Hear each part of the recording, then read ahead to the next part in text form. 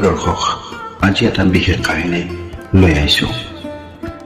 এই কাহিনীটোত আজি কম গৌতম বুদ্ধৰ শিক্ষাৰ কথা। এটা প্ৰেৰণাদায়ক নৈতিক কাহিনী। গৌতম বুদ্ধই ৰামদাস নামৰ এজন লোকক এক আচৰিত শিক্ষা দিছিল। তেওঁ কেনেধৰণৰ শিক্ষা দিছিল যিটো ৰামদাসৰ জীৱনত অতি উপযোগী আছিল? এই বিষয়ে জানিবলৈ এই কাহিনীটো শেষলৈকে চাই থাকিব। এদিন গৌতম বুদ্ধই দান বৰঙণি বিচাৰি ওলাই গ'ল। গৈ গৈ বুদ্ধ যিজনৰ ঘৰলৈ গৈছিল তেওঁৰ নাম আছিল ৰামদাস। গৌতম বুদ্ধই ঘৰলৈ গৈ গৃহস্থক মাত লগাই বাহিৰত ৰৈ আছিল। কিছু সময়ৰ পাছত ভিতৰৰ পৰা ৰামদাস ওলাই আহিল। ভগৱান বুদ্ধক সুধিলে, কওকচোন, মই আপোনাক কিদৰে সহায় কৰিব পাৰোঁ? তেতিয়া ভগৱান বুদ্ধই ক'লে, মোৰ খাবলৈ একো নাই, ভিক্ষা খুজিবলৈ ওলাই আহিছোঁ। যদি আপোনাৰ কিবা খাবলৈ আছে তেন্তে অনুগ্ৰহ কৰি মোক দান হিচাপে দিয়ক। ৰামদাসে গৌতম বুদ্ধক ক'লে, আপুনি অলপ সময় ৰ'ব, মই ঘৰৰ ভিতৰলৈ গৈ কিবা খাবলৈ আছেনে নাই চাই লওঁ। ৰামদাসে ভিতৰলৈ গৈ দেখিলে যে আজি তেওঁৰ ঘৰত ক্ষীৰ ৰন্ধা আছে। ভিতৰৰ পৰা ৰামদাসে চিঞৰি কয়, মহাৰাজ, আপুনি ৰ'ব, মই আপোনাৰ বাবে ক্ষীৰ লৈ আহিম। ভগৱান বুদ্ধই ভাবে যে মই ইমান দিন অপেক্ষা কৰিলোঁ, গতিকে অলপ বেছি সময় অপেক্ষা কৰোঁ। এটা ডাঙৰ পাত্ৰত ক্ষীৰ লৈ ভিতৰৰ পৰা ৰামদাস ওলাই আহিল। ৰামদাসে বুদ্ধক ক'লে যে আপুনি মোক আপোনাৰ পাত্ৰটো দিয়ক, মই আপোনাক তাত ক্ষীৰ দিম, কিন্তু তাৰ আগত আপুনি মোক এটা প্ৰশ্নৰ উত্তৰ দিব লাগিব।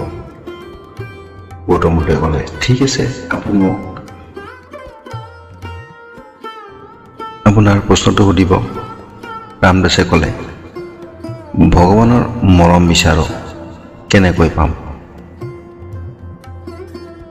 ৰামদাসে লগতে কয় যে মই এই প্ৰশ্নৰ উত্তৰ জানিবলৈ মহাপুৰুষৰ ওচৰলৈ গৈছিলোঁ, বহু শাস্ত্ৰ আৰু কিতাপ পঢ়িলোঁ, কিন্তু ঈশ্বৰৰ প্ৰতি থকা প্ৰেম মোৰ ভিতৰত জাগ্ৰত হোৱা নাছিল।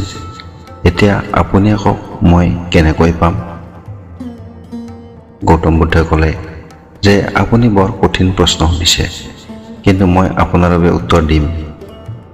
কিন্তু প্ৰথমে আপুনি যি আনিছে সেয়া মোক দিয়ক, যাতে মই খাই লৈ মোৰ ভোক পূৰণ কৰিব পাৰোঁ। তাৰপিছত মই আৰামত বহি আপোনাৰ প্ৰশ্নৰ উত্তৰ দিম। ৰামদাসে ক'লে, মহাৰাজ, মোক আপোনাৰ পাত্ৰটো দিয়ক আৰু মই আপোনাক পাত্ৰত থকা ক্ষীৰখিনি দিওঁ। বুদ্ধই বেগৰ পৰা পাত্ৰ এটা উলিয়াই আনিলে, কিন্তু ৰামদাসে বুদ্ধৰ পাত্ৰত ক্ষীৰ ঢালিবলৈ লওঁতে দেখিবলৈ পালে যে তেওঁৰ পাত্ৰটো বৰ লেতেৰা হৈ আছে। সেই পাত্ৰটো ধূলি বালি পৰি আছিল।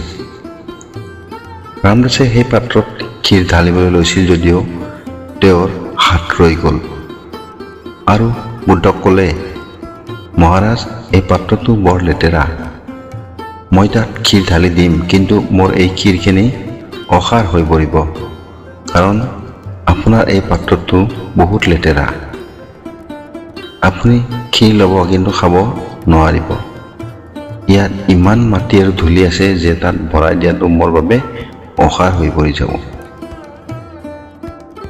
মহাৰাজ, আপুনি প্ৰথমে এই পাত্ৰটো চাফা কৰি লওক, তাৰপিছত মই আপোনাৰ পাত্ৰত ক্ষীৰটো ভৰাই দিম।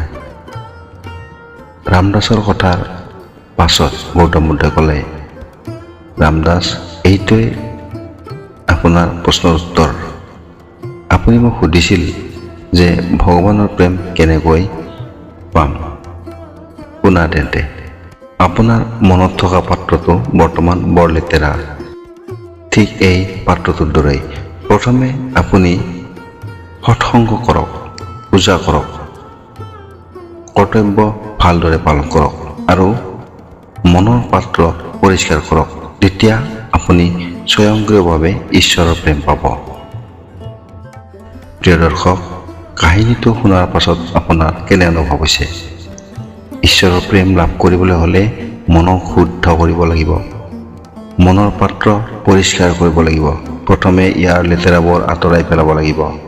তেতিয়াহে আমি ঈশ্বৰৰ প্ৰেম লাভ কৰিব পাৰিম। আমাৰ এই কাহিনীটো ভাল লাগিছে লাইক কৰিব আৰু আপোনাৰ বন্ধু বান্ধৱীৰ সৈতে শ্বেয়াৰ কৰিব। কমেণ্ট বক্সত ক'ব কাহিনীটো কেনেকুৱা লাগিছে। চেনেলটো ছাবস্ক্ৰাইব কৰিব নাপাহৰিব। ধন্যবাদ।